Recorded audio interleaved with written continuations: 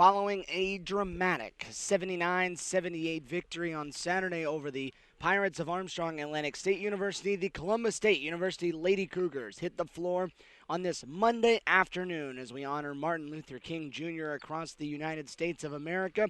Afternoon basketball inside the Peach Belt Conference here on Cougar Sports TV. Hello, everyone, and welcome inside the Lumpkin Center on the campus of Columbus State University.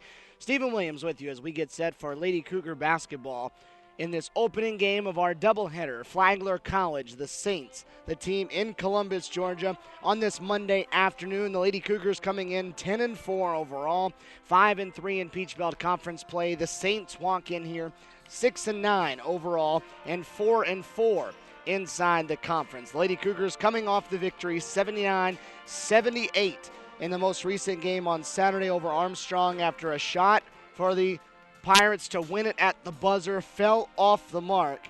So they'll come in here riding the win on Saturday. Flagler, 2 wins in a row, knocking off Georgia Regents University, and then on Saturday winning a 3-point game at Georgia Southwestern. Plenty to get to as we get set for tip-off a little over 10 minutes from now. But earlier today, we had a chance to catch up with the Lady Cougars head coach, Jonathan Norton. Lady Cougar head coach Jonathan Norton with us as we get set for the game here against Flagler College on this Monday afternoon. Coach, go back on Saturday. Anything that caught your eye maybe as you watched film of the win over Armstrong on Saturday?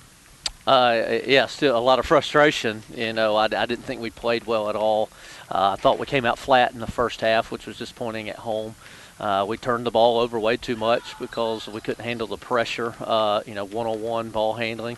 And so we worked on that hard yesterday in practice again. But we found a way to win. I thought we rebounded the ball really well. And obviously Chattil, Bradford, and Kerry Washington played really well for us. So, but we're going to need more than just 2 people on a given night to help us win and win consistently in this league. So that's what we challenged them with. Showed them a lot of film on both ourselves and Flagler. We've gotten to the end of a few games here recently, and you've talked about turnovers being an issue. Is it more of a thing they have to work on individually, or is it something different you have to do schematically? I think it's a little of both. I think, one, we have to keep drilling it to work on the individual skill set necessary to handle that pressure and to build the confidence. Once they prove to themselves they can do it in practice with some pressure, we brought in a scout team with some guys to make it even more athletic and more physical yesterday, and we'll continue to do that. And then we've got to make sure as coaches we've got the right 5 in there to finish a game in the last 2 minutes. We've got to have our best ball handlers. We've got to have our best free throw shooters. And then we've got to make sure we're spacing the floor and doing the things necessary to give ourselves a chance to succeed. Struggling with turnovers, but yet still 10 wins and only 4 losses. What does that say about maybe the ceiling of this team, knowing that when you don't turn it over, where they can go? Yeah, I think that's a great point, and that's what we've been preaching. I don't think we've played our best by any stretch, and so we think we do have a high ceiling. And I told them after the win, I said, right now I don't think we're a very good basketball team. I don't think we're playing good. I said, I think you have the ability to be an outstanding basketball team, but we have to be disciplined every day in practice, and we have to do the little things. It's discipline and details that are going to be an effort that are going to make us a very good basketball team. And we hope that we can get a quick turnaround and make that some adjustments today against a very good Flagler team. We're across the halfway point now in this season. What's been the most pleasing thing for you from start to now? Well, I think it's our leadership. Our 3 seniors have been outstanding leaders, and the team chemistry. I think we have great girls that just they want to please and they want to do the right thing. So pretty much everything we're telling them to do, they're trying to do. But we have some young ones that don't understand, and so it's going to take them more repetitions and more repetitions to create a good habit.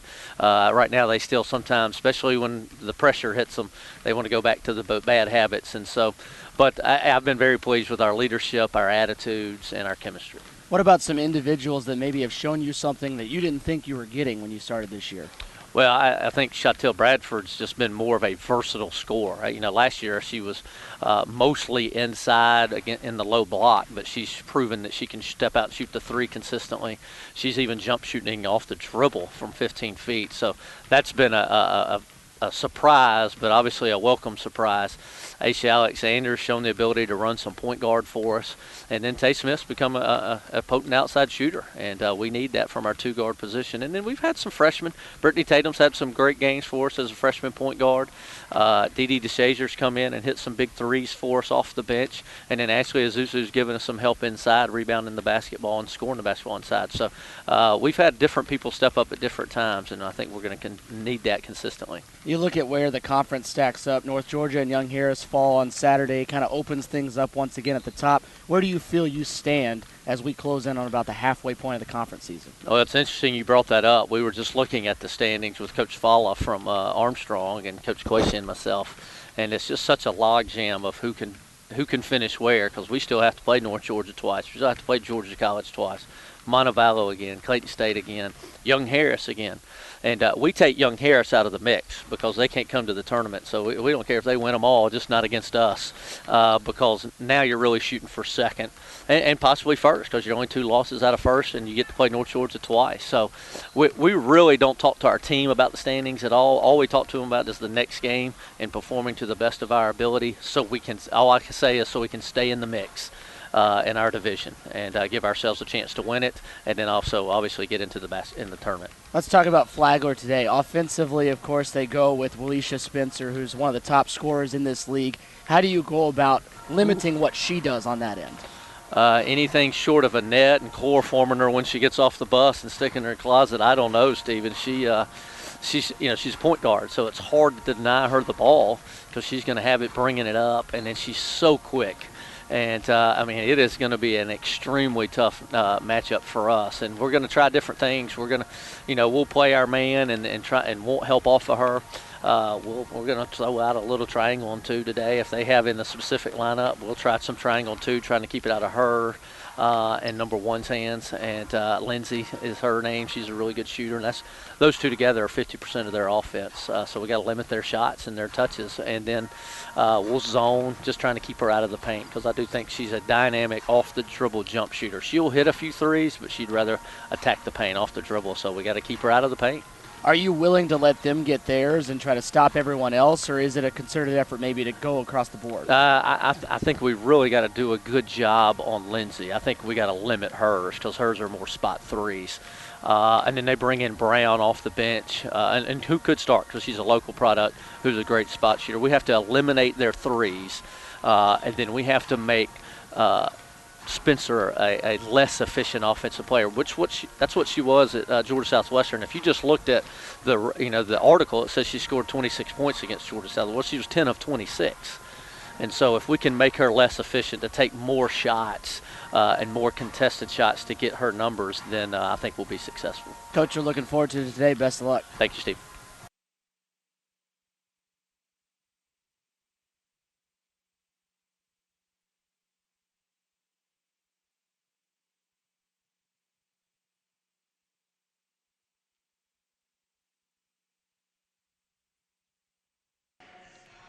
Head coach Jonathan Norton building you up to tip-off here inside the Lumpkin Center on this Monday afternoon. His Lady Cougar basketball team won 79-78 on Saturday, shaking off a loss at Young Harris from the previous Wednesday night. They'll try their hand again, though, here this afternoon. It's a team that's only lost 1 time in this building. They're 5-1 here at the Lumpkin Center this year. Flagler, a team that has not been good on the road. They come in here 6-9 overall, 1-7 though, away from St. Augustine, Florida. The Saints of Flagler are led by Erica Ling Montgomery in her 5th season at the helm there in St. Augustine. She has gradually tried to build this program up. Her first season, they were 8-19. They went south each of the next 2 years, won just 6 games in 2010, 2011, 2012, they won just 4. But last year, a big turnaround year for them. 15-13, putting them back into the winning side of things, above 500. This year, below 500 by 3 games so far. But Erica with a great track record, a lot of big-time Division I programs that she has spent time on staff with, including Purdue University, Florida State, USC, Wichita State, was at North Texas prior to taking the Flagler job, and also played her college career at the University of Florida. So she has been around big-time basketball, and she's trying to do those kind of things on the Division II level there at Flagler College. For Flagler, it starts on offense with Willisha, as she'll be called, Shorty Spencer.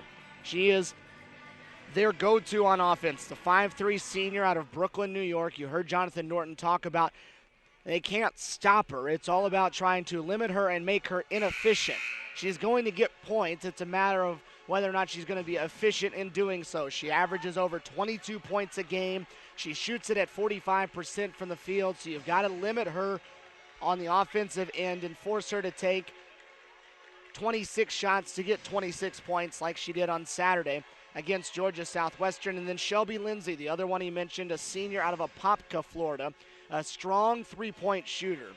She's had 12 times this season. She's had double-digit points, including 6 straight games coming into today, averaging 16 points per game over her last 6, and she's third in the Peach Belt Conference in three-point shooting. So it'll be important to watch her on the perimeter and make sure they close out and get out on the shooter. Just moments away from tip-off here in the Lumpkin Center. We'll send things across the way for Brian Salita, our public address announcer, to give us our national anthem, our moment of silence on this MLK Day across the country, and your starting lineups from the Lumpkin Center here on Cougar Sports TV. Ladies and gentlemen, good afternoon, and welcome to Columbus State University and the Frank G. Lumpkin Center for today's Women's Peach Belt Conference basketball matchup, featuring the Saints of Flagler College, who come into today's game with an overall record 6 wins and 9 losses, 4-4 in conference play, and your Columbus State University Lady Cougars, 7-4 overall, 5-3 in the Peach Belt. In just a moment, we'll introduce today's starting lineups. But first, we ask that you please rise and gentlemen, move your hats as we have a moment of silence in memory of Dr. Martin Luther King Jr., pastor, activist, humanitarian, and leader in the African American civil rights movement, who is best known for his role in the advancement of civil rights using nonviolent civil disobedience based on his Christian beliefs.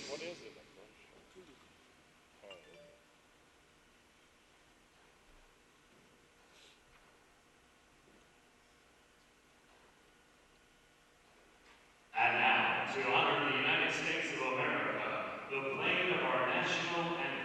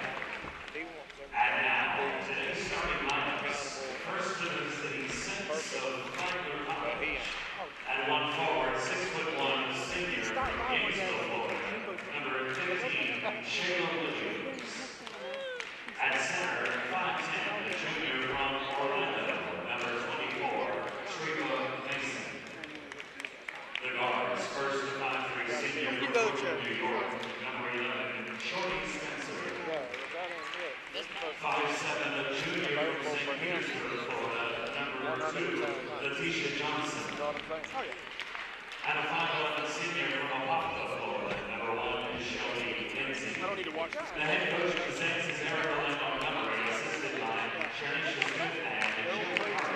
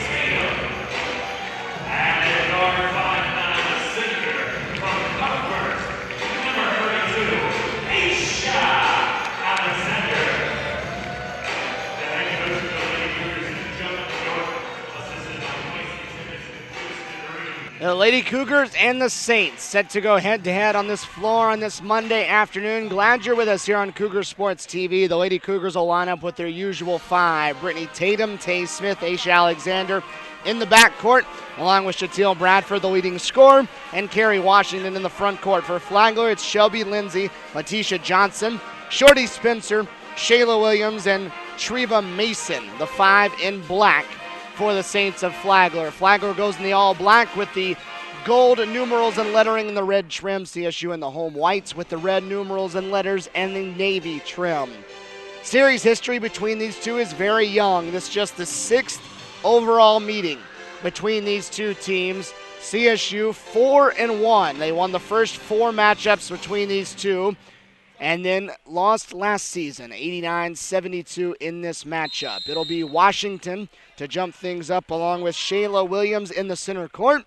And we're officially underway here inside the Lumpkin Center as CSU, working right to left as you're looking at it, will have the opening possession. Lady Cougars, of course, coming off of that dramatic victory on Saturday against Armstrong. Almost watching that one get away from them in the final seconds after having an 8-point lead with 2 minutes to go. Aisha Alexander in the paint, missed off to the right, got her own miss. Shot clock doesn't reset, but it doesn't matter. The follow wasn't there, and it's a loose ball scrambled for, and on the rebound, it's still loose on the floor as players are hitting the deck across the board, and a foul coming up against, I believe, Flagler. I think they're going to hit Treva Mason with her first foul, and that won't please Erica Lang Montgomery, who's standing over on the Flagler sideline. Carrie Washington is such a good offensive rebounder as Tay Smith hits the opening basket of the ball game, a 3 from downtown. The Lady Cougars get 3 looks at the basket on the opening possession and get the first 3 to go down. Shorty Spencer wears number 11 for Flagler, and that's where the offense starts. They don't get her a touch, though, before they turn it over. It's Spencer guarding Smith in the front court that almost forces the turnover, but Tatum, the freshman point guard, will slow things up. Brittany Tatum, the motor that makes this engine run. Underneath, they get it to Bradford. Bradford had her shot deflected from behind and hits the short side of the rim. 2 straight wins for Flagler coming into today over Georgia Regents and then Southwestern on Saturday. The 3 was off the mark. The long rebound into the hands of Tay Smith, who will grab it on the run. Both teams with some size in the interior, so the rebounding battle will be fun to watch. Alexander's baseline jumper was short, and the backside rebound belongs to Shelby Lindsay. Lindsay, a 5'11" guard. They'll go with 6'1" Shayla Williams in the middle and Treva Mason standing at 5'10". There is Shorty Spencer from downtown in the right corner. She has her first 3 to knot us up at 3 apiece. Spencer averages 22.5 points per game. An all-conference performer last year and headed for another selection on that again today as Carrie Washington called for the 3-second violation. Simone High will check into the game as the first sub for Flagler. Treva Mason will be the one that sits down. 3 all early stages in the first of our doubleheader on this Monday afternoon, Martin Luther King Day, across the country. Half of the Peach Belt Conference games today being played at the 1:30, 3:30 slot. The other half in the 5:30, 7:30 usual weekday slot. This 1:30, 3:30 usually reserved for the weekend games as Bradford's pull-up goes down and Shatil has her first 2. Shatil went for 28 on Saturday against Armstrong. Really carried this team through pockets of the game as Spencer draws the foul. Tay Smith connecting on the arm of the small guard, and she'll earn 2 free throws. You look at what Spencer has done. Started all 28 games last year, averaged 17 points a game in all-conference selection. Comes into this one as the second leading scorer in the Peach Belt Conference. Had 44 points in the season opener. And that came against St. Leo. had 30 points in a game against Division I Central Florida earlier this year. And the last 2 games she's played, 33 and 26. So she is a prolific scorer, and she gets it in very large quantities. Into the corner, Tay Smith tries for her second. It hits the back rim. Shatil Bradford, though, on the offensive glass. The spin to the left, fall away, too strong. Rebound tapped around, last touch by Bradford. And it'll belong into the hands of the Saints at 5-all. 3 minutes and 10 seconds into this ball game.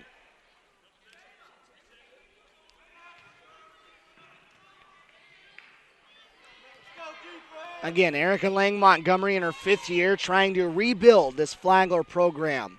Struggled through her first 3 years. Last year, though, 15 and 13. Back above 500 as the mid-range shot goes down for Letitia Johnson. And it's the first lead of the ball game for the Saints. Alexander, left baseline, had it blocked from behind by Lindsay. Johnson will lead it the other way. Lindsay will tee one up from downtown for the first time, and it wasn't pretty, but it counts nonetheless as it banks in from the right wing. 3rd in the Peach Belt Conference in 3-point field goals per game. Bradford to answer on the other end, missed left. The rebound grab by Williams. So Flagler doubling up CSU, 10-5, 4 minutes in. Johnson stares down Bradford and forced to give it up. Simone High, too strong from 17 feet. The offensive board and stick back is there for Shayla Williams. 4th different Saint to score in the ball game, and they lead it 12-5.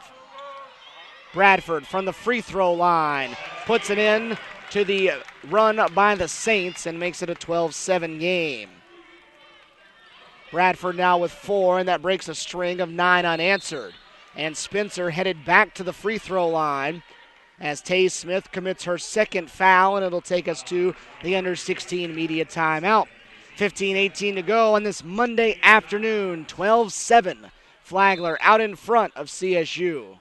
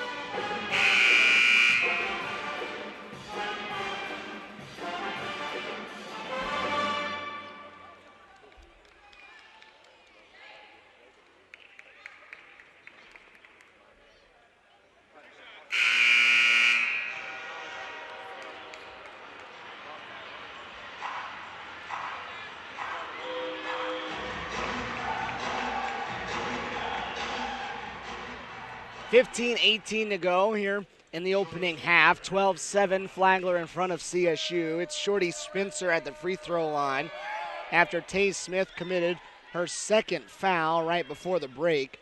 Spencer yet to miss a shot, and that was what Jonathan Norton talked about in pregame. She's going to get her points.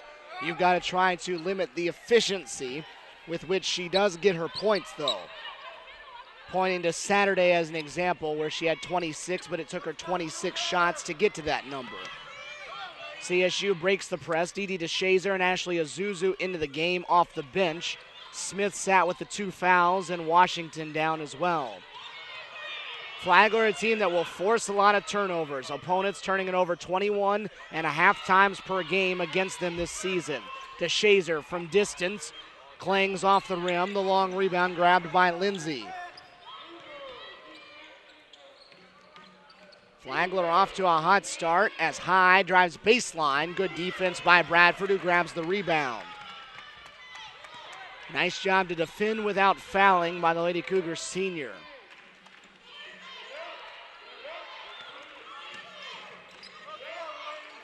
Alexander on that left baseline that she loves, goes off the glass, falling to the right.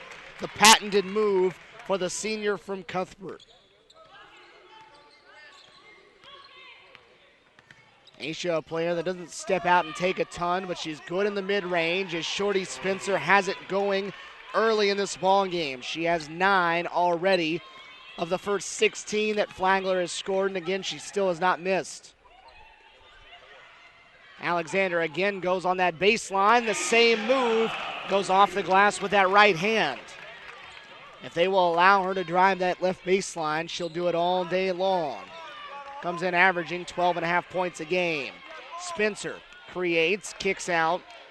Rodnisha Brown into the game. Off the bench for Erica Lang Montgomery. Treva Mason also back on the floor after an early rest. Shot clock at 8. Spencer off a high screen, the long 2, and she's finally missed from the floor, and it's Alexander on the rebound. 16-11, closing in on 7 minutes into this first half.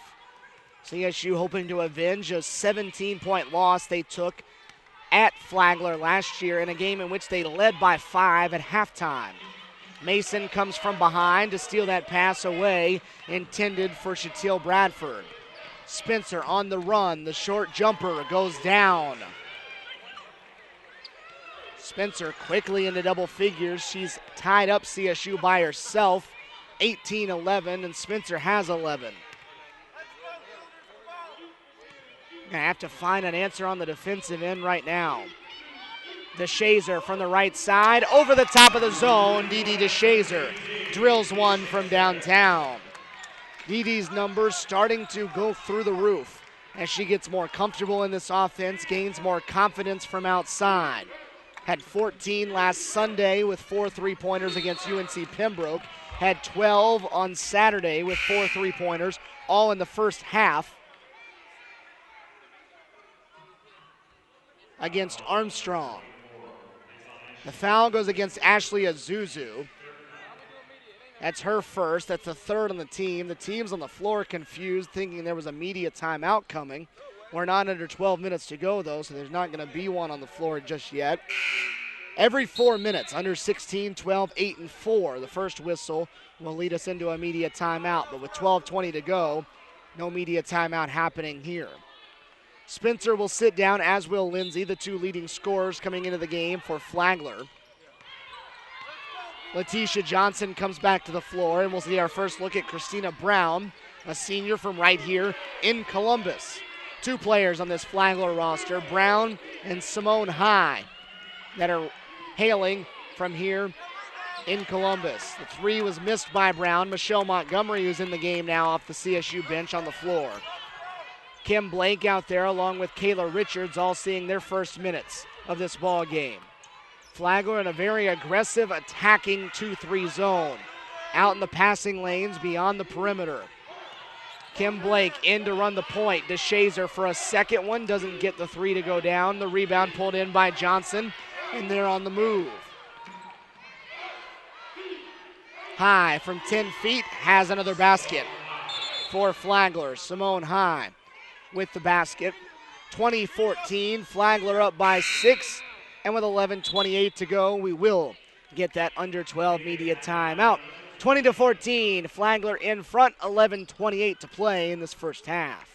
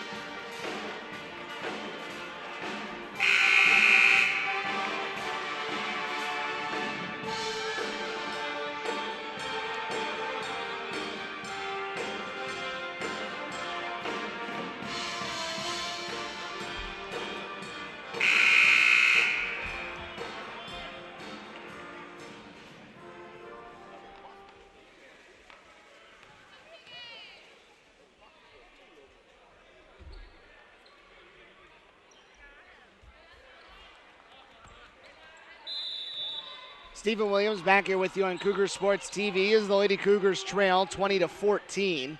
Flagler with pressure defense in the backcourt. Dee Dee DeShazer able to break it, though, all by herself. Get it into the front court for CSU. Carrie Washington loose underneath. Missed the easy one. Long rebound run down by Richards. The shot never hit the rim, though, so shot clock doesn't reset. DeShazer misses again from beyond the arc, and it's Simone High with the rebound. Had it slapped away, but Flagler able to save it and keep possession.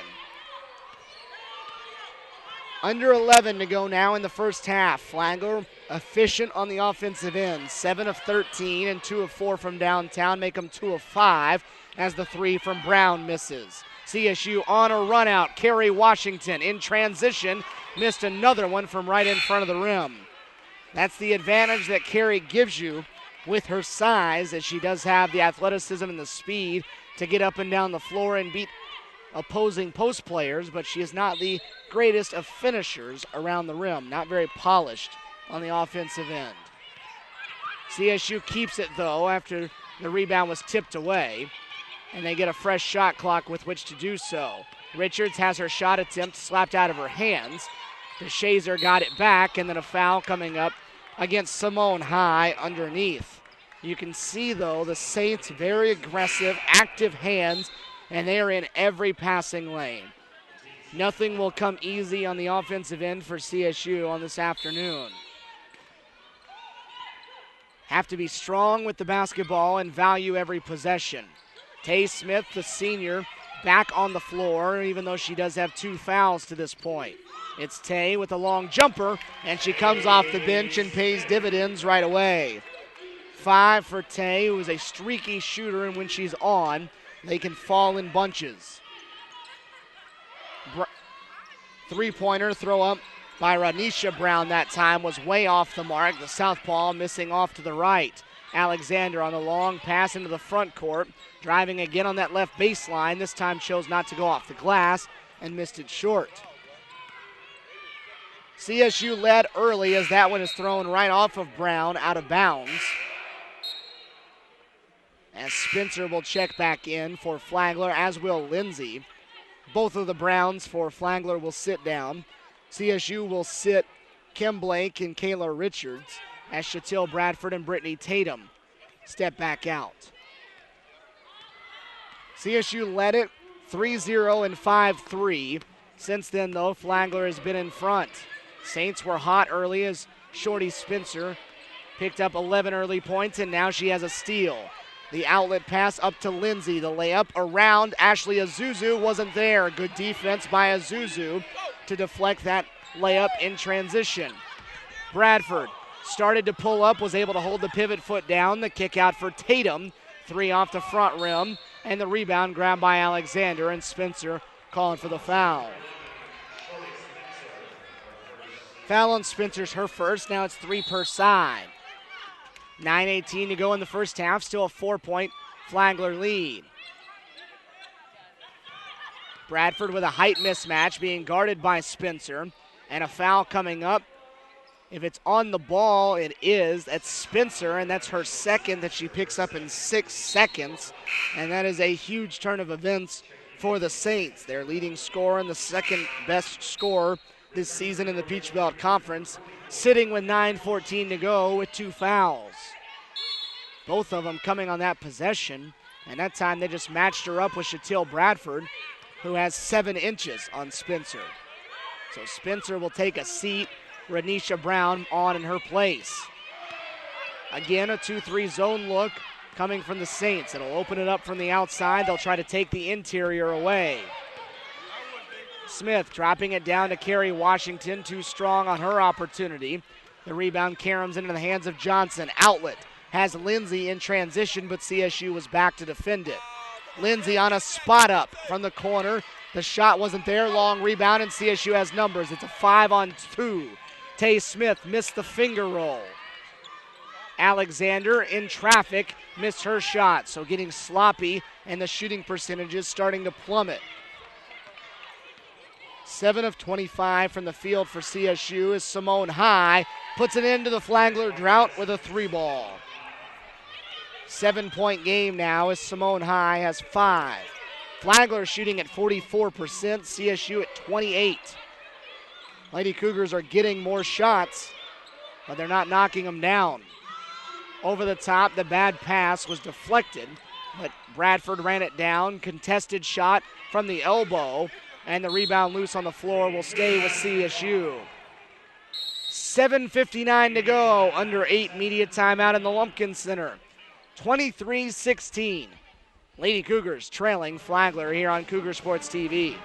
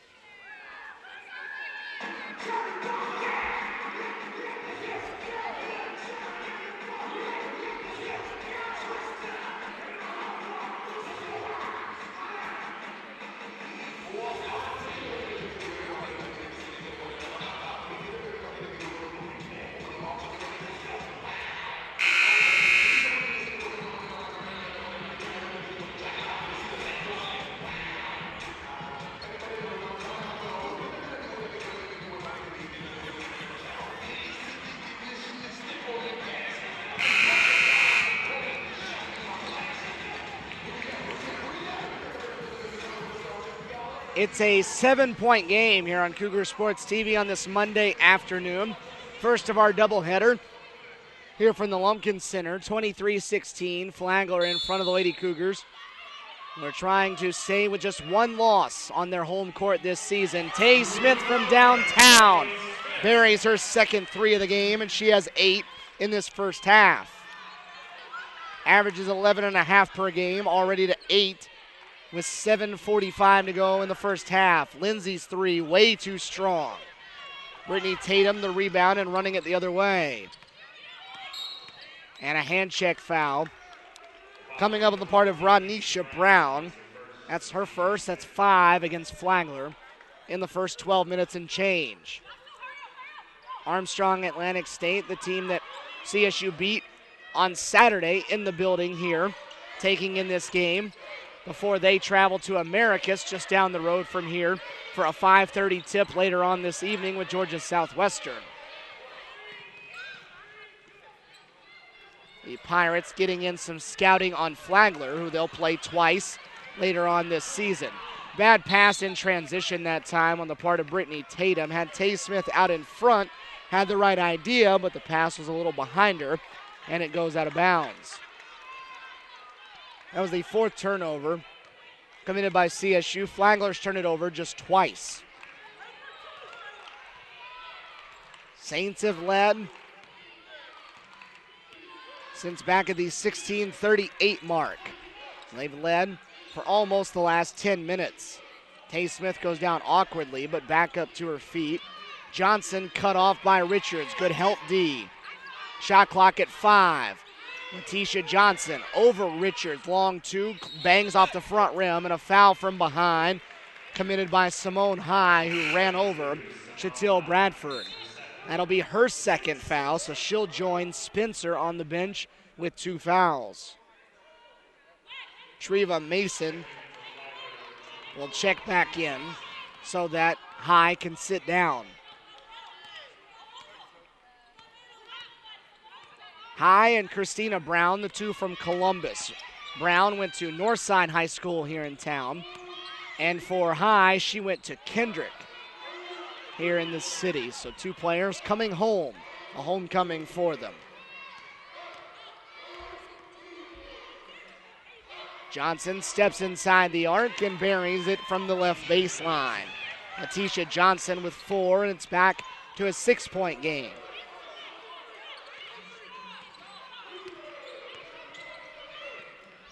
Tay Smith will try to kick it out. Tatum drives and lost it. Rodnisha Brown kicks it up the court. Lindsay in transition, gets out and runs it well. Gets the lay-in. An 8-point game is the largest lead for Flagler on the afternoon, and Jonathan Norton will stop it right there. 5:50 to go in this first half, and it's 27-19. Flagler leads by 8. Lindsay now with 5. The scoring spread around for the Saints. 5 different players have scored. Shorty Spencer had 11 of the team's first 16. Since then, though, they've gotten the last 11 without her help. 27-19 where we stand right now. This is the 4th game in the last 5 for CSU that they've played on their home court. After this, though, they'll head out on the road for Georgia Southwestern and North Georgia next week. And they're not back in this building until a 3-game homestand starts on February 1st, with the first time we'll see Georgia College for the season. Under 6 minutes to go in this first half, 8-point game. Flagler double teaming Aisha Alexander in the front court, able to step her way out of it. DeShazer sets up for 3 that's long. Rebound fought for, grabbed by Bradford. It'll set DeShazer up again, and the second time is a charm for the freshman from Tifton, Georgia. That's 6 for DeShazer, and it's a 5-point game. Lindsay drives baseline, shot blocked by Washington. The next one swatted away, and CSU on the run. DeShazer thought about another one, instead sets up Alexander, who is short again on another jumper, and Carrie Washington called for the loose ball foul on the rebound. For Carrie, that's just her first. 5:06 to go in this one as Ashley Azuzu comes back to the court. Carrie Washington will take a seat.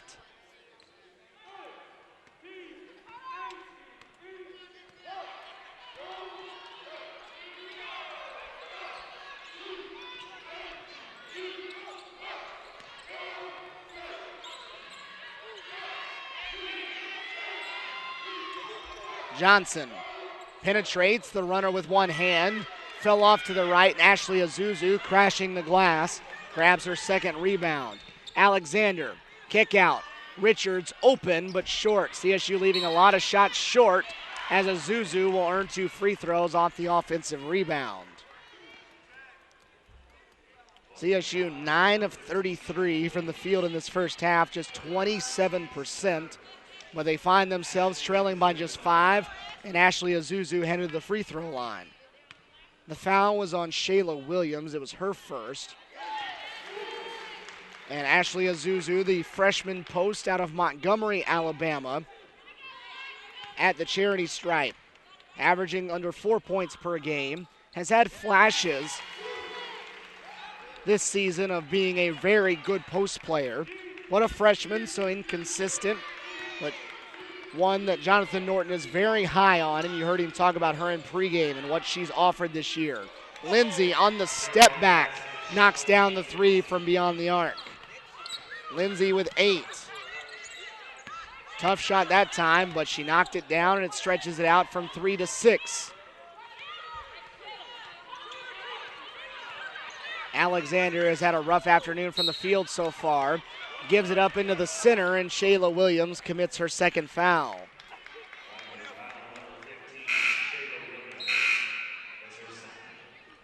That's the 8th foul committed by Flagler. So with 4:04 to go, CSU in the 1-1 as Ashley Azuzu steps back to the free throw line. That time the front end not close. Flagler with Parker Naiman and Ali Mano into the game. A couple of players checking in for the first time for the Saints on that free throw. Treva Mason out there again as well, along with Ranisha Brown and Shelby Lindsay, who has the basketball. And Lindsay on the step back, shuffled the feet and called for the traveling, and that will lead us to the final media timeout of the first half. 3:46 to go. 30-24, Flagler by 6 here on Cougar Sports TV.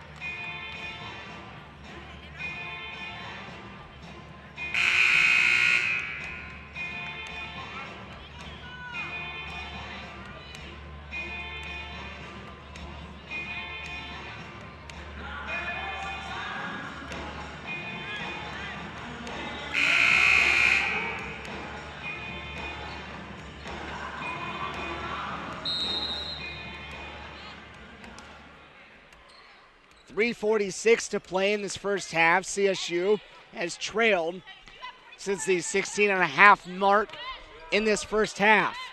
They trail by 6, 30-24 right now. Flagler getting good minutes out of the players on the court right now. Shorty Spencer sat down with 9 minutes to go. With a second foul, they've maintained the lead though. Kayla Richards misses the three.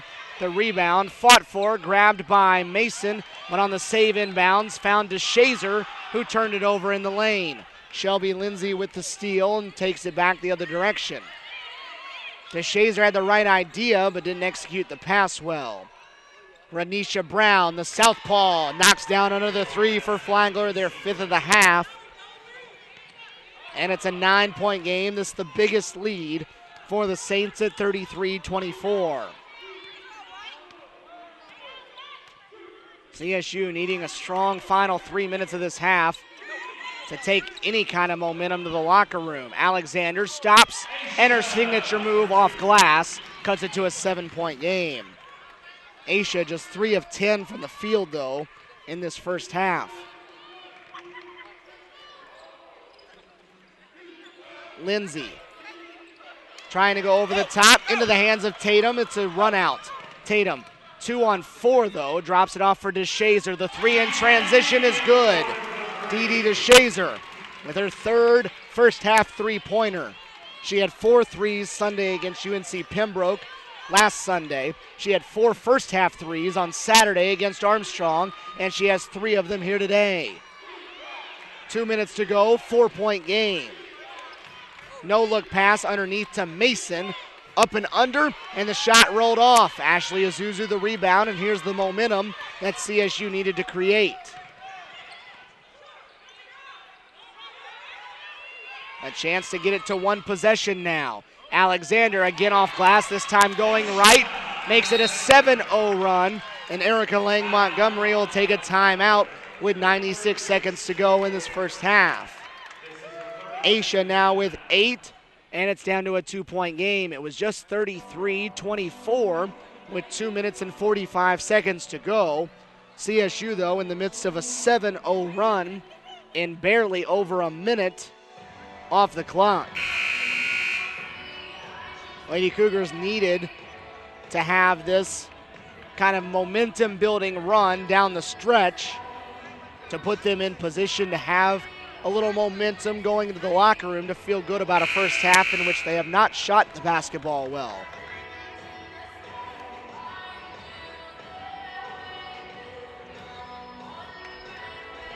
(33-31). Flagler again has held the lead since 16:38 to go in this half. Needing a basket here, though, to avoid giving CSU an opportunity to tie or take the lead. 125 and counting in this first stanza of basketball. Into the corner, Letitia Johnson with it. CSU working in its zone. Tatum, Alexander, and DeShazer, the top of the 3-2.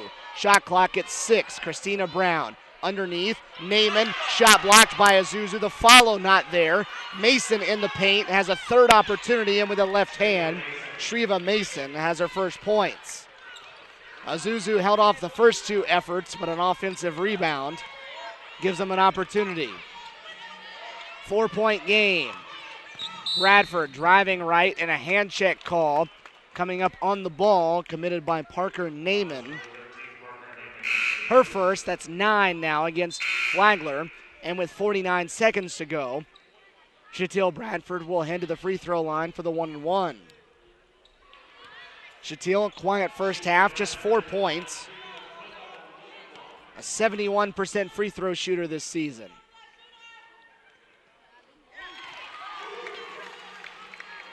Shatil, the leading scorer for this team for the year, 16.5 points per game. Had 28 in a winning effort, and they needed every last one of them on Saturday against Armstrong. Bradford perfect at the line. 2-point game once again with 47 seconds to go. CSU 4 of 5 from the stripe in this first half.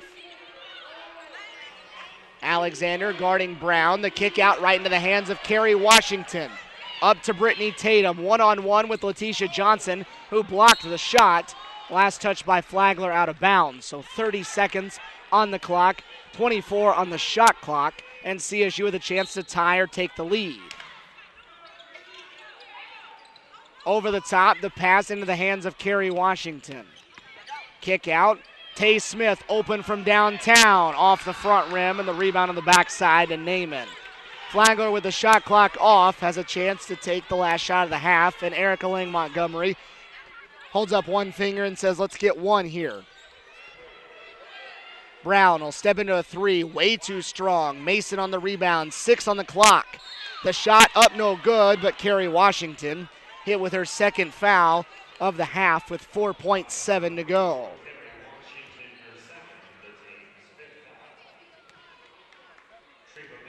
So 2 on Washington in the first half. Treva Mason at the line for 2.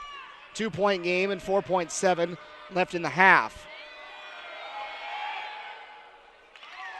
Mason, a usually reliable free throw shooter, 72%, clangs the first one.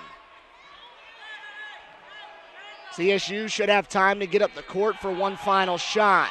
Second one not there. Alexander the rebound looking to run. Down to 2. She'll have to fire here at the horn. The shot good if it goes down, and we're tied going to the locker room at halftime. Aisha Alexander goes coast to coast off the free throw miss.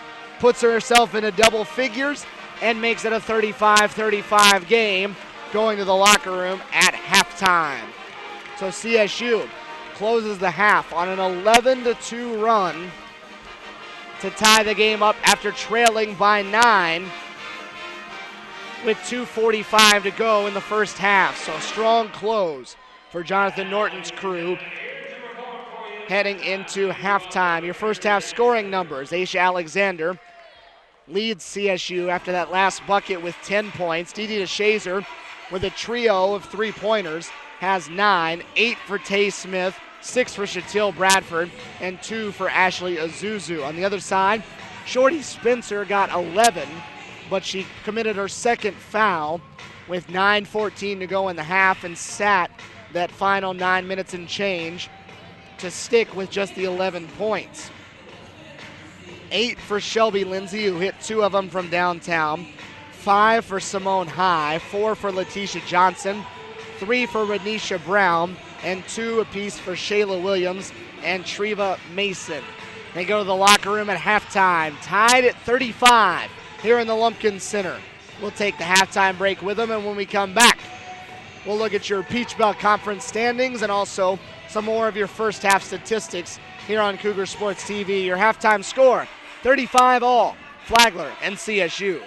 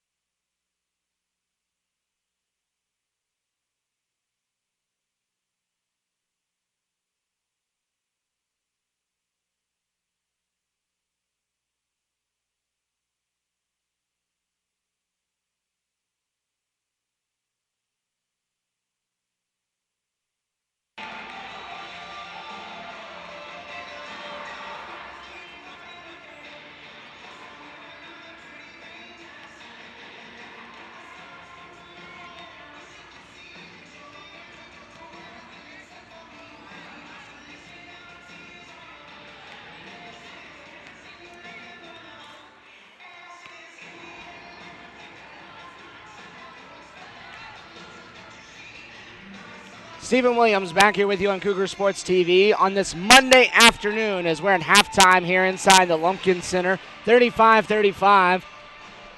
CSU and Flagler tied as they go to the locker room, or come back out of the locker room rather, for the second half of basketball. CSU going on an 11-2 run to close out the first half. That put them back into a tie. Aisha Alexander leading the way with 10 points, including the buzzer beater that tied this one up. 3 Peach Belt doubleheaders going on right now, including this one. 37-34, Young Harris is leading on the road in South Carolina at Lander at the half. And UNC Pembroke leading 28-22 at home against Montevallo in the first half. The other 4 doubleheaders today are taking place at 5:30 as Georgia Regents is at Georgia College, Armstrong at Georgia Southwestern, North Georgia at USC Aiken, and Clayton State at Francis Marion. CSU with the Peach Belt Conference standings tied right now for third in the Peach Belt Conference Western Division, but you heard Jonathan Norton in pregame say we don't count what Young Harris is doing. So if you throw them out of the standings, CSU is actually tied for second right now with Clayton State, who defeated them already this season. So if it ended, CSU would be the 3 seed right now coming out of the Western Division. On the opposite side, again, it's a jumbled mess, and it's getting closer with every day across the board on both sides, with the top teams starting to take losses. As we get set for the second half of basketball, 35 all. Flagler will have it first, working right to left as you're looking at it. The Saints in the all-black get Shorty Spencer back on the floor after she sat for 9 minutes in that first half with 2 fouls. So we'll see how effective she can be right off the bat. CSU with its starting 5. Tatum, Smith, and Alexander, along with Washington and Bradford underneath. The shot for Shayla Williams missed, and CSU with a chance to lead for the first time since 3 minutes into the game. Tay Smith way too strong, though. The air ball falls in the hands of Johnson.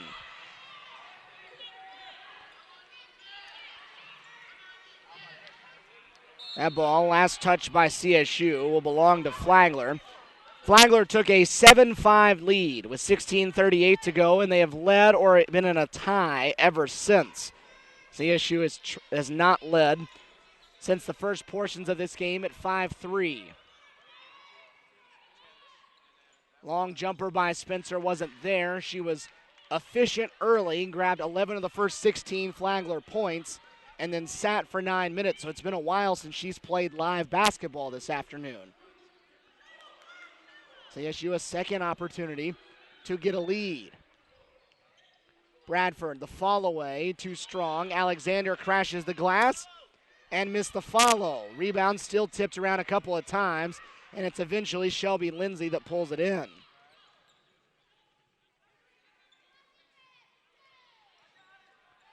On the baseline, Johnson missed the shot, had it blocked. Hit the floor hard, but they'll let the contact go.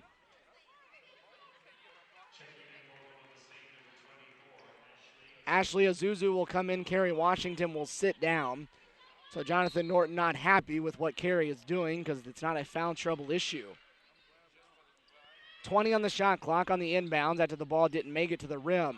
Treva Mason with a step through the up and under, and Azuzu grabs the rebound. Tatum did not score in that first half, but sets up Bradford that time, who missed the 3.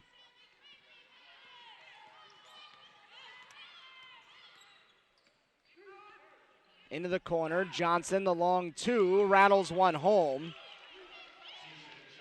to put Flagler back in front by 2 at 37-35.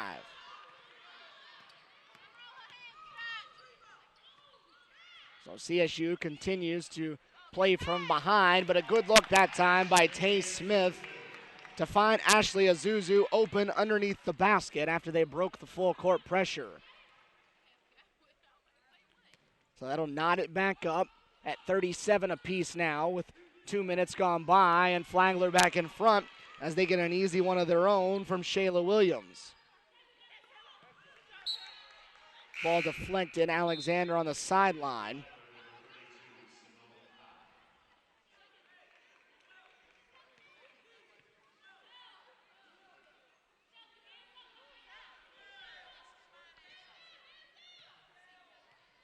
CSU will have it, trailing by 2, 2.5 minutes gone by.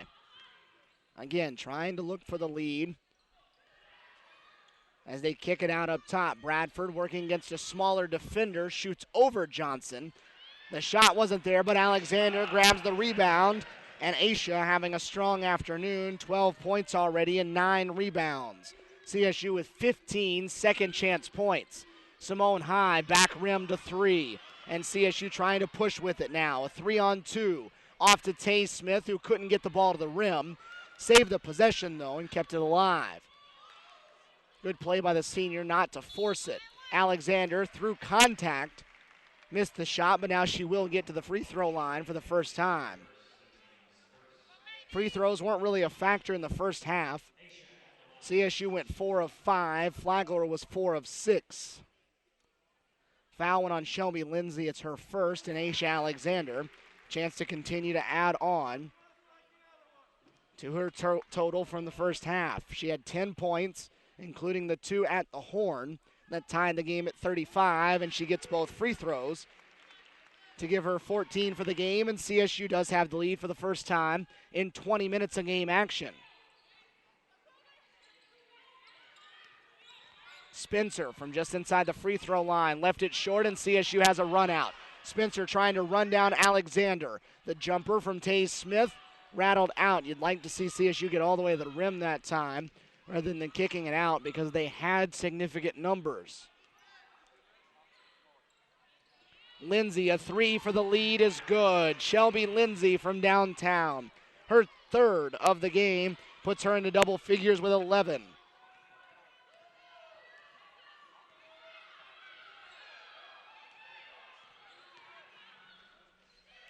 Tay Smith to answer from the corner.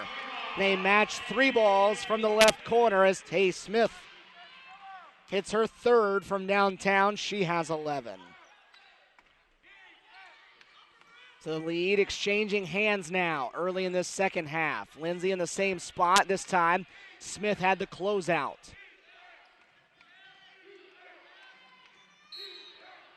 And before Simone High put the ball on the floor, she took a step, turned it over on the traveling call, and will head to the under 16 media timeout with CSU in front, 15:40 to go. It's a 44-42 Lady Cougar lead here on Cougar Sports TV.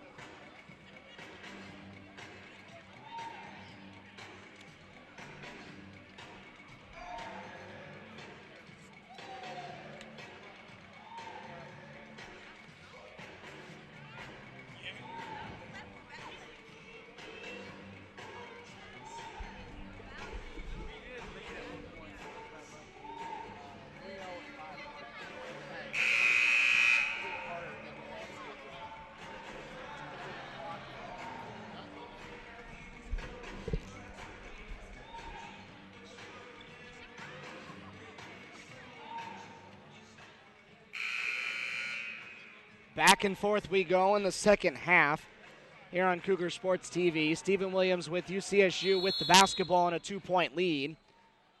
35-all was the score at halftime after CSU went on an 11-0 run to erase or 11-2 run to erase a 9-point deficit. And now they lead in the second half as that one was last touched by Mason after the miss by Richards. CSU in front by 2, 44-42, trying to win their second in a row in Peach Belt Conference play. Azuzu, the up and under on the step through with the right hand. Ashley Azuzu showing a strong post move. 6 for the freshman from Montgomery, Alabama. Over the top, they get inside of Azuzu, and Ashley committed the foul that time. Williams got good position on the interior, made the tough catch, and Ashley Azuzu had no choice but to give up the easy one or commit the foul. The foul is the second against Azuzu, but it's just the first of the half against CSU, and the free throw not there for Williams.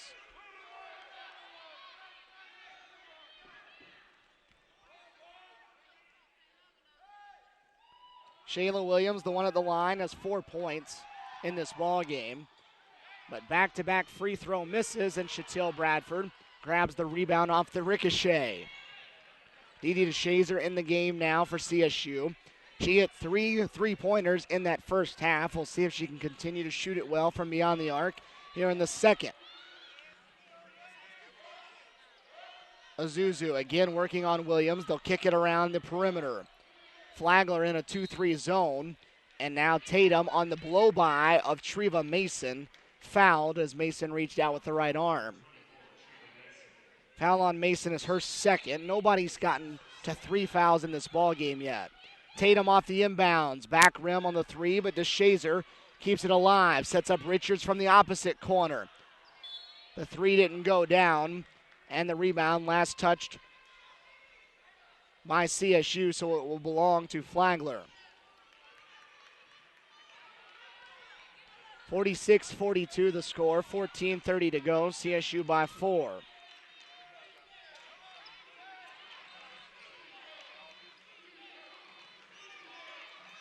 Spencer, long 2 is good for Shorty Spencer.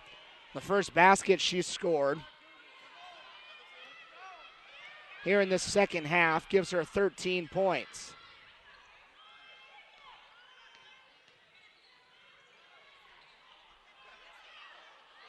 On the turnover, Lindsay on the run out gets the easy lay-in. Shelby Lindsay ties this game at 46 as she converts on the layup to give her 13 points. And then Brittany Tatum before she can get the timeout call. Now we've got 2 differing calls. The official on the ball had backcourt violation. The official over by the CSU huddle, though, says Jonathan Norton got the timeout called before the backcourt violation.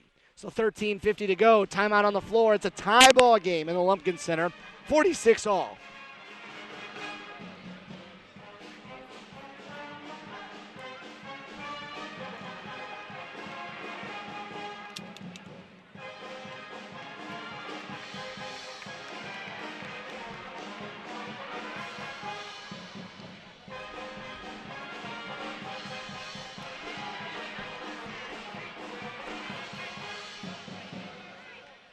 Fans don't forget to help Columbus State Athletics by becoming a member of the Cougar Club. As a member, you'll get numerous benefits, including five-time seating to all Cougar events. Help take CSU Athletics to the next level.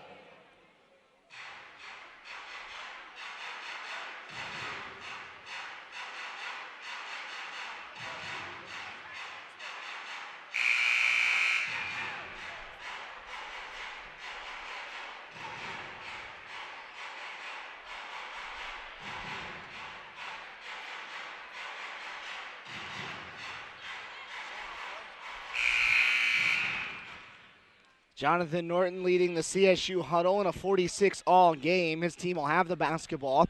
13:50 to go here in the second half. CSU trying to win. It's 4th in the last 5 games, and it would be their 4th straight on this home floor. They have not lost here in 2014. They lost the last game prior to Christmas against Clayton State here, as Shatil Bradford switched the pivot feet and turned it over. Since the calendar has switched, though, to 2014, Columbus State has not lost on this home court in women's basketball. They defeated Francis Marion by 17, beat UNC Pembroke by 23, and then on Saturday beat Armstrong by 1 at the very end. Hung on. Spencer picked up her dribble, forced to give it up, but gets it back.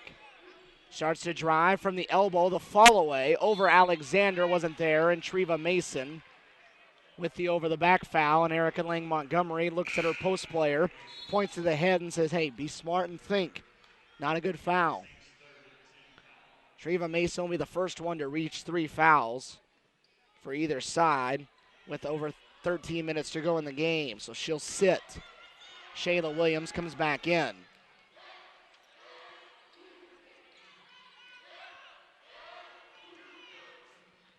CSU trying to regain the lead. Shot clock at 13 now. Into the corner, DeShazer. Off to Alexander. That 2-3 zone again. Working for Flagler. The three from DeShazer, not good. Bradford's rebound and follow is there. Bradford that time boxed out by Shorty Spencer, who gives up 7 inches to the Lady Cougar post. Gave up the easy lay-in, and then speaking of easy, Shorty Spencer on the blow-by. Nobody stepped up to help and gets an easy 2. Spencer now with 15. Alexander at the backside of the press. Got loose, draws the foul, and will head to the stripe. Foul goes against Letitia Johnson. It's her first. And in a 48-all game, Aisha Alexander back to the line.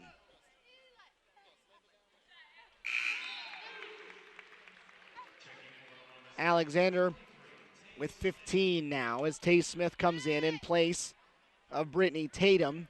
So without the point guard on the floor, it would usually mean Aisha Alexander will go from playing the 3 position to playing the point guard spot. Aisha stays perfect at the line. Give her 16 for the game. Her career high is 25. She said that this year against Montevallo.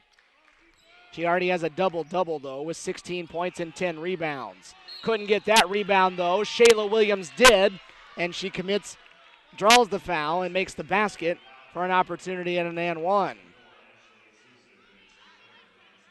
Foul goes against Azuzu. Her third. And so Shayla Williams at the line has a chance to give Flagler the lead. Flagler continues to struggle, though, at the line. They're 4 for 9 now. They've missed their last 5. Alexander will run the point. She'll drive all the way to the rim and go off the glass. Aisha Alexander now with 18. That time nobody stopped the guard driving the ball up the floor, and it turned into a Lady Cougar basket and put them back in front by 2. Lindsay cut off on the baseline. Williams from the left elbow, lost it. Loose on the floor, able to get the pass away. Johnson over the top of Bradford, missed the shot.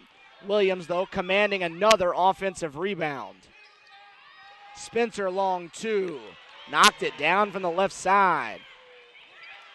Spencer, such a quick shot. DeShazer off the pump fake, hits a 2. A rare 2 for the freshman from Tift County High School. Spencer will match it with an answer on the other end. So now the two sides starting to get hot from the field. 54-54. We were tied at half, still tied now. Bradford step through, basket and one. Chantel Bradford draws the foul and the free throw.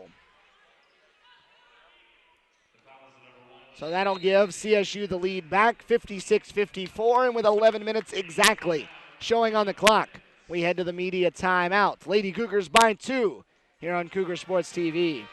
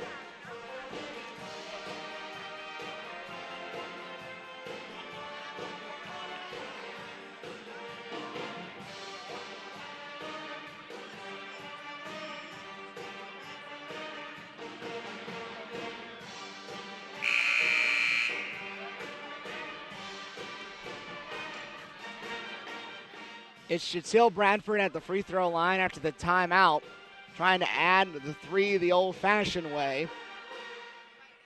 CSU has only had 5 players score in this ball game, and it's DeShazer with 11, Bradford with 10, a chance to get 11. Tay Smith has 11, and Aisha Alexander has 18 as Bradford can't convert on the three-point play. So it stays a 2-point game as we go under 11 minutes to go. Spencer starting to get going here in this second half, being guarded all the way across the floor by Tay Smith. Bradford blocked the shot of Johnson. Tatum running it the other way as Washington to her left. Tatum wildly missed the shot. Tay Smith's the follow. Not there. Still loose on the floor. And it's High who grabs the rebound. So CSU with 2 opportunities around the rim, missed them both. Tay Smith right now face guarding Walisha Spencer all the way across the floor, trying to deny her the basketball as Washington has the rebound for CSU. They're trying to keep it out of Spencer's hand if at all possible. As Jonathan Norton said in pregame, that's tough to do because she runs the point for this team a lot of times. Bradford off the pick and pop, puts it on the deck. The bank shot fell off the front rim. CSU has not been able to add any points to its lead this afternoon. They've had the lead in possession, but they've missed shots. Lindsay trying to give Flagler the lead back. Mason kept it alive, gives Lindsay another look, and on the double pump, Shelby Lindsay ties the game at 56. Lindsay, for 5'11", is quite the athletic guard. She has 15 points. Tied again now, this time at 56. Tay Smith falling out of bounds. Hit the side of the backboard. Smith trying to set it up for Johnson. Took one too many steps before she handed it off. The traveling will give it back to CSU, and Aisha Alexander will return to the court.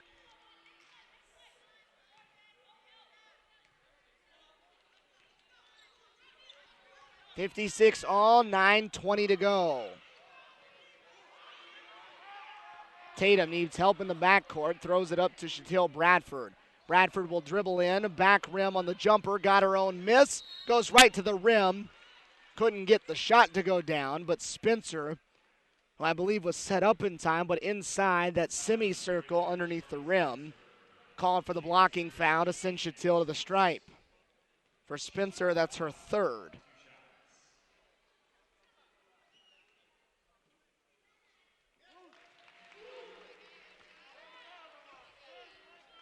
They have that semicircle under the basket now. If you're inside that or touching it at all as a defender, a charging foul cannot be called. It'll be a block every time, and that was the case that time for Spencer. Doesn't matter how early you get there.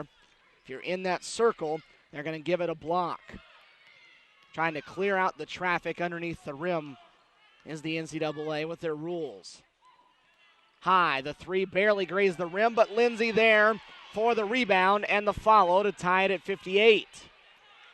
Shelby Lindsay now with 17. That matches the number that she had last year in a 17-point Flagler victory. Christina Brown trying to harass the basketball now, being dribbled by Tatum. Now Flagler will settle into its 2-3 zone again. From behind, Lindsay calling for the foul, trying to take the pass away from Alexander.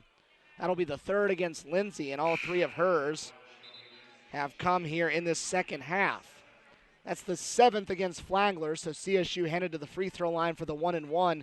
The Lady Cougars nowhere near the bonus. They've committed just 2 fouls in this half. So Aisha Alexander at the line for the 1-and-1. Already a double-double for her, 18 points and 10 rebounds, but she missed the front end of it, and Kerry Washington called for her third foul on the rebound.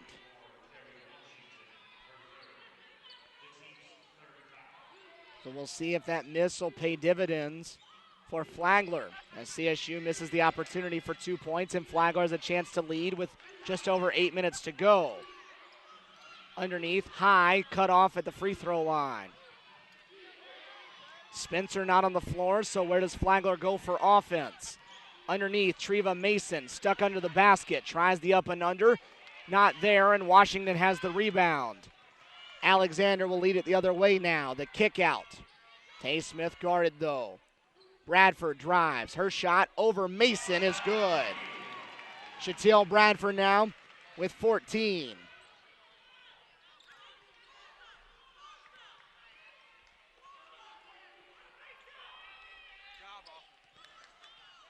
2-point lead as they throw it over the top. Mason with a left hand. Laid it in around Kerry Washington.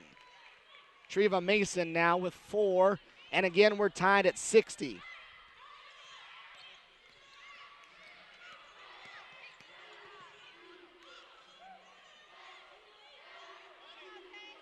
Smith from downtown, way too strong. Bradford on the backside, lays it in off the offensive rebound.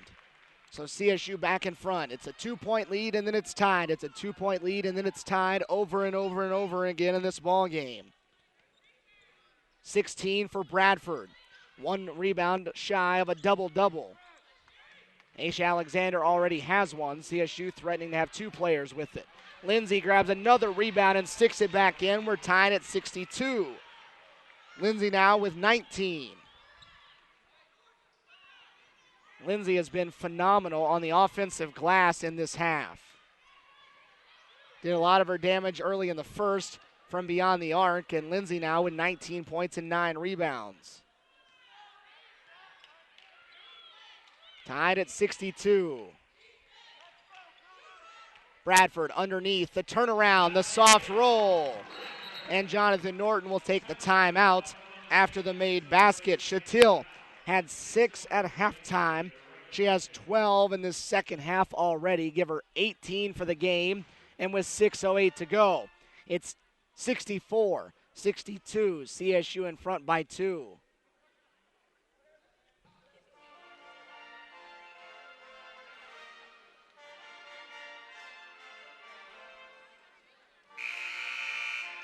Remember, second half of our doubleheader coming up 25 minutes following this one.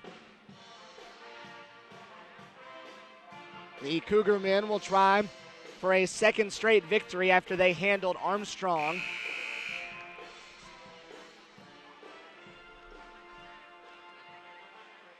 Handled Armstrong on Saturday, picked up a 15-point win.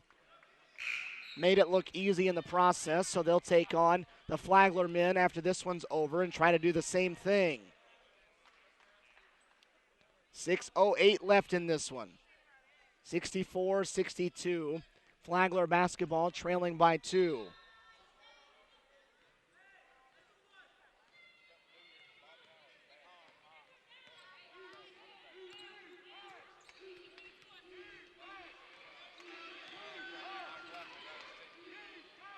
This is Brown trying to drive to the rim, lost it. Tatum with the steal.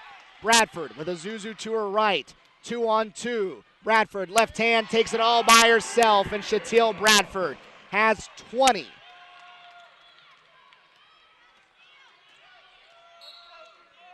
And now Erica Lang Montgomery is going to take a timeout of her own. CSU has finally extended this out to beyond a 2-point game. It's still 4. But nonetheless, CSU with a 4-point lead, 66-62, 5:36 to play here in the Lumpkin Center.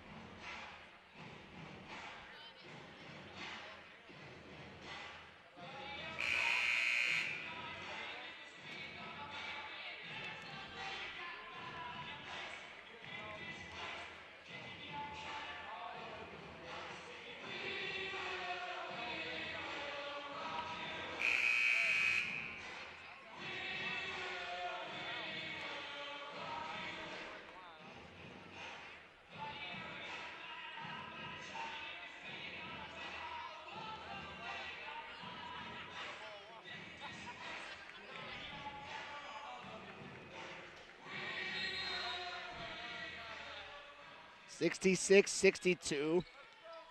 Flagler gets Shorty Spencer back into the game. And now an offensive foul away from the ball. Williams trying to post up and get position on Shatil Bradford. Commits the foul on Williams. That's her 3rd. So CSU with it, 4-point lead and trying to add to it. Everything for them in this half, for the most part, has been around the rim. Tay Smith has the only basket from beyond the arc in the second 20 minutes. Flagler trying to take that away, though, with the 2-3 zone, but CSU's done a lot of it on the glass. 23 second chance points. Bradford trying to get into the lane, had it knocked away from her.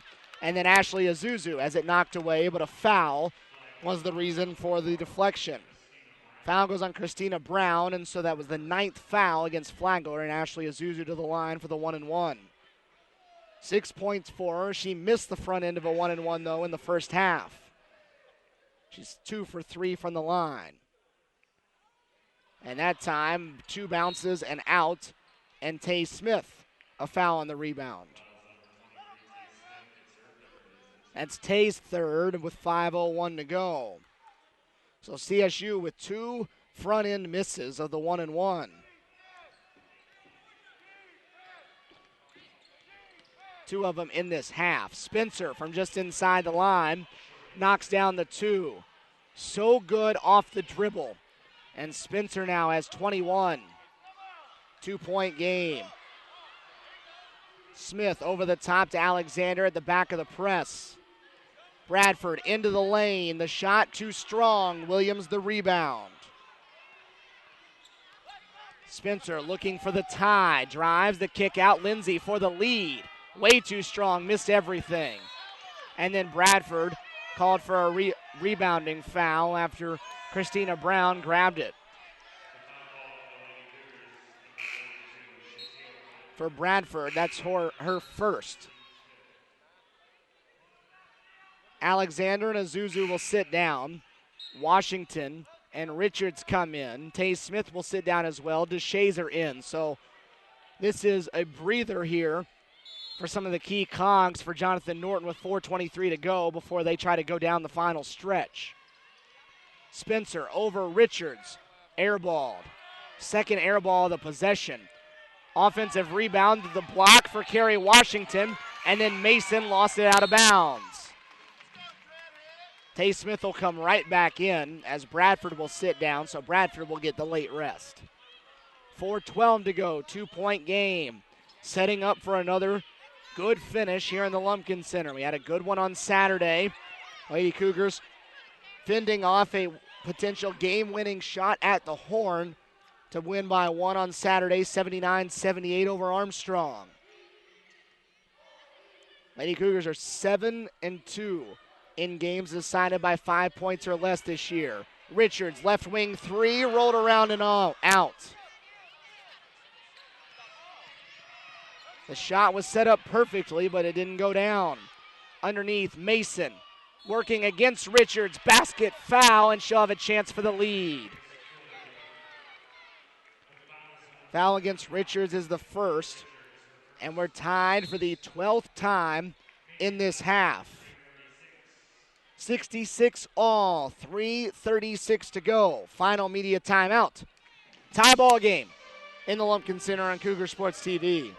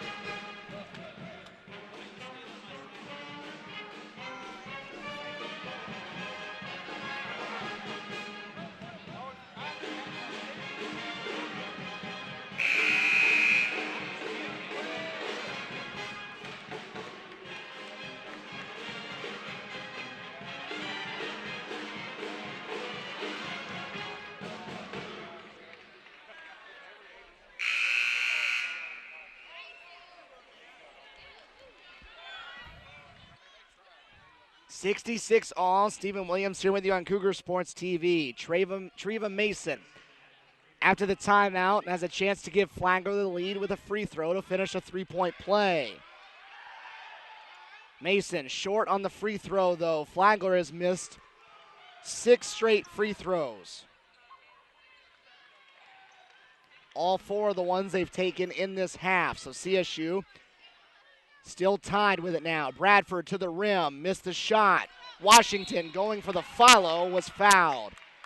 CSU has owned the offensive glass.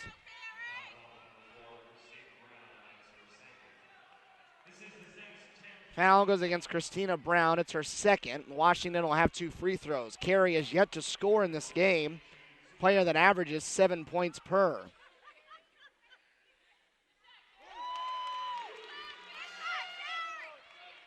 CSU 11 of 15 from the free throw line. Flagler 4 for 10. Both of those points for CSU, second chance points. That's 25 of them in the game now. That is the difference for CSU. That is the reason they're in this. Spencer kicks out. Lindsay wide open, and CSU fortunate she missed the 3. Rebound loose on the floor. They'll fight for it, and the arrow favors CSU. So the Lady Cougars dodge a bullet there. Lindsay, one of the top shooters in the conference, was wide open and missed from downtown. She'll be 3 of 8 today from beyond the arc. 3 minutes to go, 68-66. CSU in front by 2.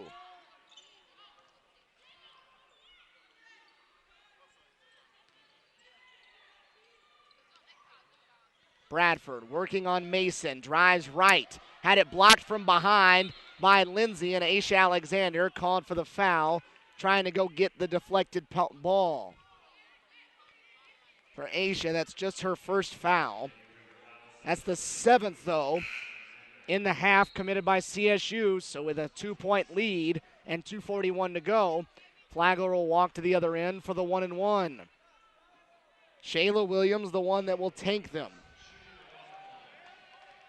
Williams 0 for 3 from the line. She's a 56% free throw shooter. And the free throw woes continue. Mason got the rebound. The follow wasn't there, though, and Bradford grabs the rebound at the free throw line. That is 7 consecutive misses from the free throw line for Flagler. If they fall in this ball game, you can guarantee you can point right to that. And an offensive foul on a legal screen coming up against Carey Washington is her 4th.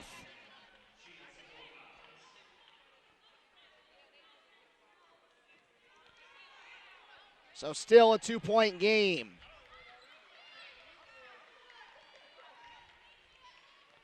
Spencer, the game leader with 21, creates. Brown passed up the shot. Spencer pump fakes. Washington guarding.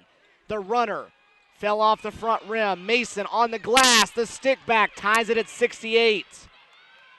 Mason has been huge on the glass in the last few minutes. 8 points and 9 rebounds.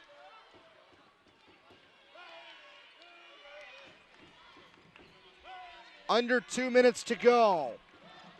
68 all. Alexander kicks out. Tay Smith to put CSU in front. Knocks down a 3. Tay Smith with her 4th from downtown. That's 14 for the senior. 3-point game and a carry against Spencer. Spencer on the carry, turns it over, and with 1:33 to go, CSU holds a 3-point edge, 71-68. Big time shot as the seniors are carrying CSU on this Monday afternoon. The trio, Bradford with 20 and 11 rebounds. Alexander with 18 and 10 rebounds. Tay Smith with 14. They have 52 of the 71 points. That is what senior leadership is for. And now it's time to close it out. This is Alexander working on Johnson. The jump stop, basket, and 1.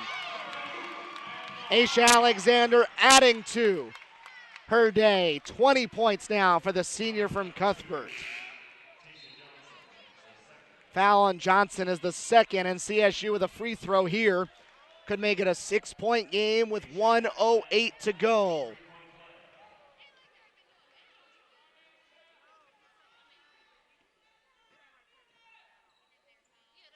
Free throw wasn't there for Alexander, and Carey Washington fouls on the free throw, and that is her 5th.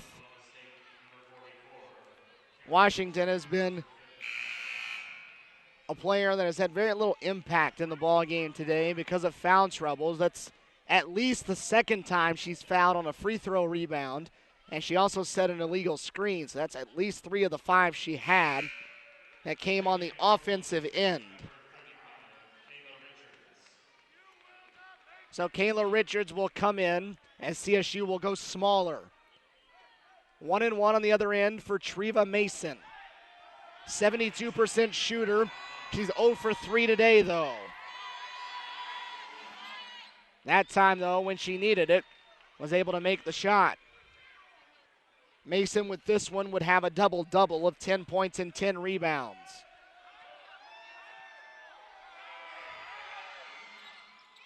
Second one got the friendly bounce. 3-point game, 1:08 to go. No need for Flagler to foul, as CSU still has to execute offensively. They get it across the court out of the press. Now it's time to burn a little clock as they go under a minute to go. Flagler, though, still in a one-possession game, just needs to defend. Tatum around a double team. Hemmed up again. Gives it up to Alexander at the rim. Aisha Alexander with 2 more. Aisha with 22. 5-point game, 42 seconds to go. Spencer to the rim. Missed the layup. The ball poked away from Lindsay. And CSU on the run. Brittany Tatum is fouled by Treva Mason. Spencer got to the rim. The layup was too strong. Lindsay had the rebound. And it was Aisha Alexander that poked the ball out of her hands into the hands of Brittany Tatum, who will now head to the free throw line with 35.2 to go to try to ice this one with a 5-point lead.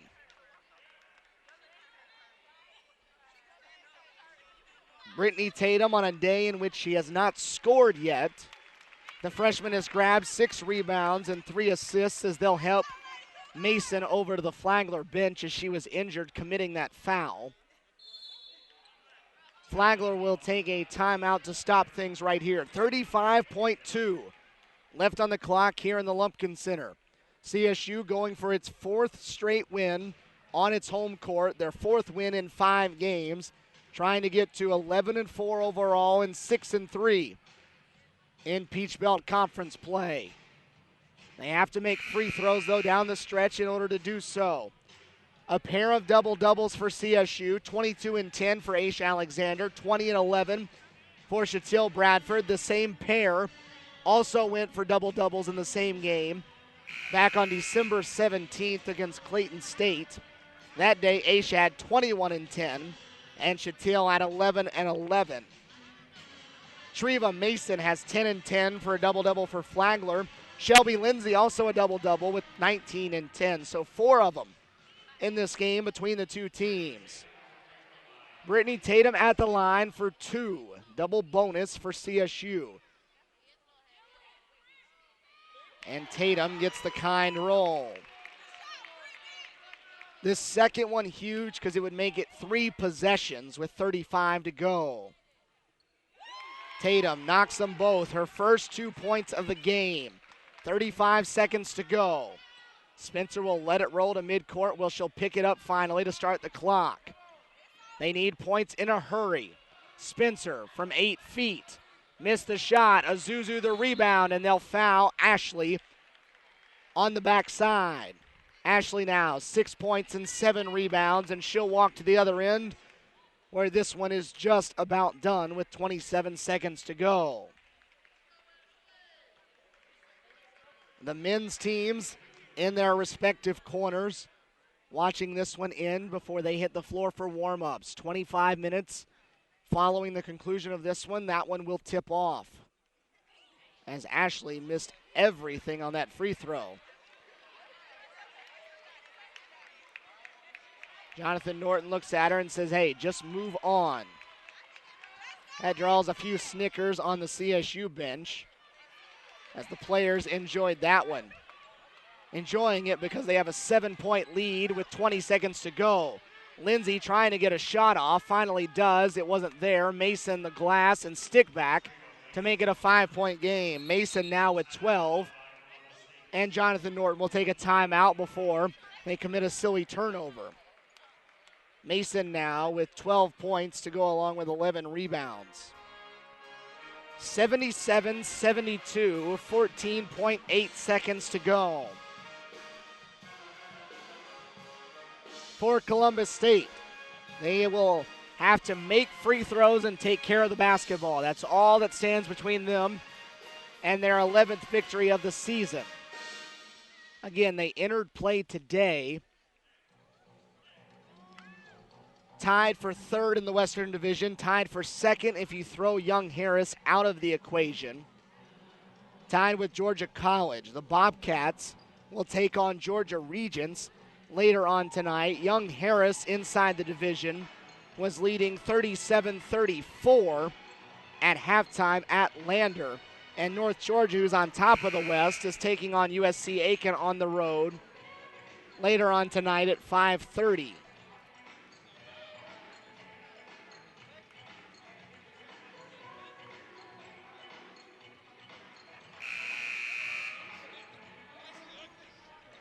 CSU trying to get it inbounds with 14 seconds to go. 5-point game. Alexander on the inbound goes for the home run. Tay Smith has the catch. Spencer knocked it away from behind, almost deflected it for a steal, but that'll blow 3 seconds off the clock, and CSU will have it on their own end now. 12 seconds to go. CSU gets it in, and Flagler will have to foul Shatil Bradford up top with 9.2 to go.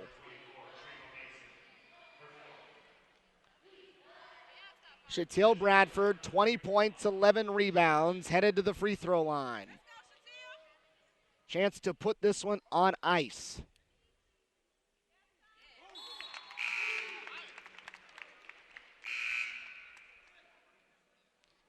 Flagler will get another shooter onto the floor as Ali Mano will come in place of Mason as they try to get their long bombers in.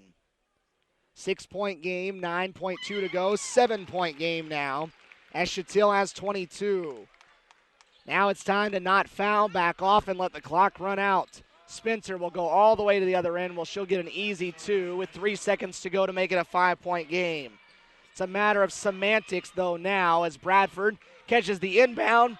The clock will run out, and CSU will pick up their 4th straight win on their home floor as they are now 6-1 inside this building this season with a 79-74 final here in the Lumpkin Center on this Monday afternoon. 4 players wind up with double-doubles in the game, 2 per side, as CSU puts 4 players in double figures.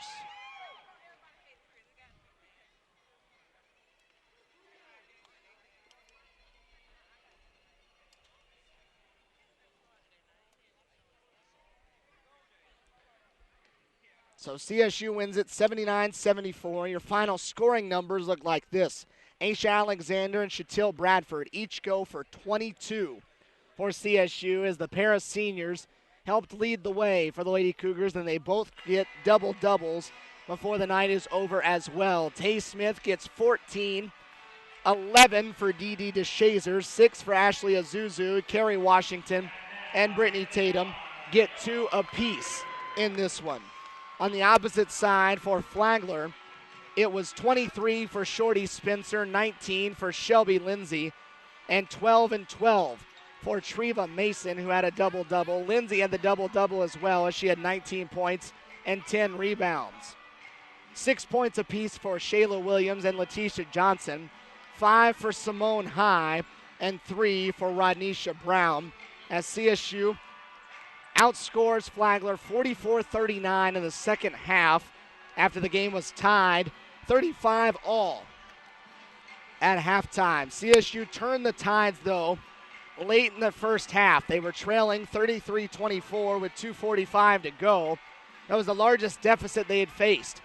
But then they went on a quick 7-0 run with a minute gone by off the clock. They closed out the half with the 11-2 run, and Aisha Alexander grabbed a rebound with 4 seconds to go off a missed free throw, sprinted to the other end, and made a shot as the horn sounded that tied the game at 35 apiece and ended up leading to some momentum in the second half for CSU as they turn the tides, get to 6-3 in Peach Belt Conference play and 11-4 overall. It's the senior Aisha Alexander that will sit down with us here in postgame now. Aisha, you look at it, you all were trailing by 9 with about 3 minutes to go in the first half and then went on that run. How much did that do for confidence and momentum in the second half? It did a lot. It really gave us confidence to know that we can play with this team and not only play with them but beat this team too. And then the shot you hit right before the break, it had to feel good to kind of lift you all up at that point. Yeah, I was feeling good. Yeah, I wish we didn't have no halftime. I would have kept the same intensity up, but I was really feeling good after that shot. What was it today that allowed you all? They played a zone, which generally means outside shots, but you all got so much around the rim. What was it that allowed you all to do that? Well, basically, watching film, I realized that this team is not good at defense. They can shoot the ball well, but they cannot play defense. So I just kept telling everybody to attack, attack, attack. And you look at it now, what is about this place in here? You all have won 6 out of 7, 4 in a row. What makes this a tough place for you all to play in? Well, being at home, the atmosphere is just wonderful. The last couple years, it haven't been as loud in here, but this year, for some reason, it's really a great atmosphere to play in. Is it nice to shoot on the home rims, too? Yeah, very nice. You look at it, you all now have to go on the road, play a couple of games there. What are some areas that you all have to get better at before you step back out there? Rebounding, no turnovers, smart plays, be smart with the ball, tough with the ball. Yeah. Well, a good game for you today, a double-double and 22 points. Congratulations. Thank you. Aisha Alexander with us as we wrap things up. Head coach Jonathan Norton will be down here with us before we're all said and done as he wraps up with Scott Miller and his duties that he's got. And speak of the head boss, here he is right now. Coach, we're talking with Aisha about it. The tide seemed to turn late in the first half. You all were down by 9, and you put that run together. How much did that lift the spirits of them when you went in the locker room? Oh, I think it gave us a ton of confidence, and it made us realize, if we just relax and play, we can do some good stuff. And I think it lifted our confidence. Now, I can tell you this, the staff and I were looking at the stat sheet saying Spencer only played 8 minutes.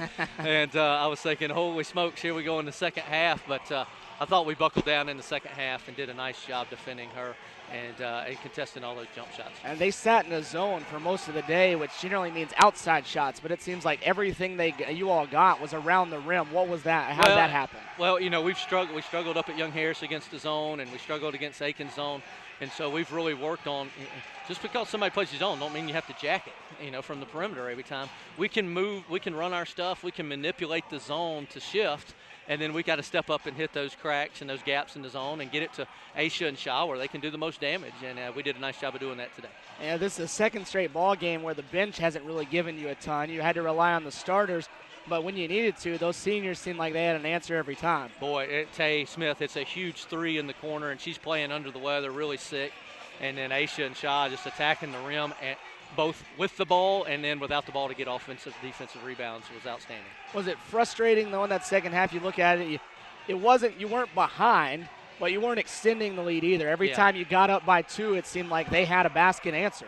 Yeah, and I thought we got our hands on some loose balls, but I felt like they maybe kept some rebounds alive and then would make an open shot after, 2 or 3 balls bouncing around. And so, you want to be able to extend that lead, but that's pretty much not our MO this year. We're not going to do that very often. And so just to find a way to get a win against, I think, a really good basketball team. This team was picked 3rd in our league, and due to injuries and suspensions, they haven't had those 2 of those studs for a lot of the year to create some losses. But now they got them, and they're a tough team to beat. Now you go on the road, back-to-back games. You'll see Georgia Southwestern for the first time, and then North Georgia, the big one that you'll have with the team leading the conference right now on this side. What do those 2 games look like as you head out? Well, first, we need to take a deep breath and get some rest. We've had so many – it seems like we've been playing every other day like an NBA schedule. So we got to get rested and get Tay healthy and get some of our leg problems a little bit more healthy. And then we got to get ready for Georgia Southwestern. Tough place to play down in the old Storm Dome. And they're really, really athletic and try to turn it up, the pressure, and try to turn you over. And so we've got to be ready for athleticism and pressure on Saturday. And then when you go on the road to North Shore, it's going to be the opposite. It's going to be 1-3-1 zone with a dominant post player inside. It's about 6'3", who's going for about 30 a night, it seems like, lately. So definitely tough task, but we know there's no easy ones in the Peach Belt. Well, some momentum going forward, 2 in a row and 4 out of 5. Congratulations, Coach. Thank you, Stephen. Head coach Jonathan Norton with us as we wrap things up from the Lumpkin Center. About 19 minutes away from tip-off for the men's half of this doubleheader, where Robert Moore's bunch will go for its second in a row, as well as the Columbus State basketball teams try to pull off their second consecutive sweep of this long 3-day weekend. As we take a break, prior to game number 2, we wrap things up from the women's half of the doubleheader. Your final in game number 1, CSU now 11-4 and 6-3 in conference play. Flagler 6-10, 4-5 in Peach Belt Conference action as the Lady Cougars win it 79-74 here on this Monday afternoon.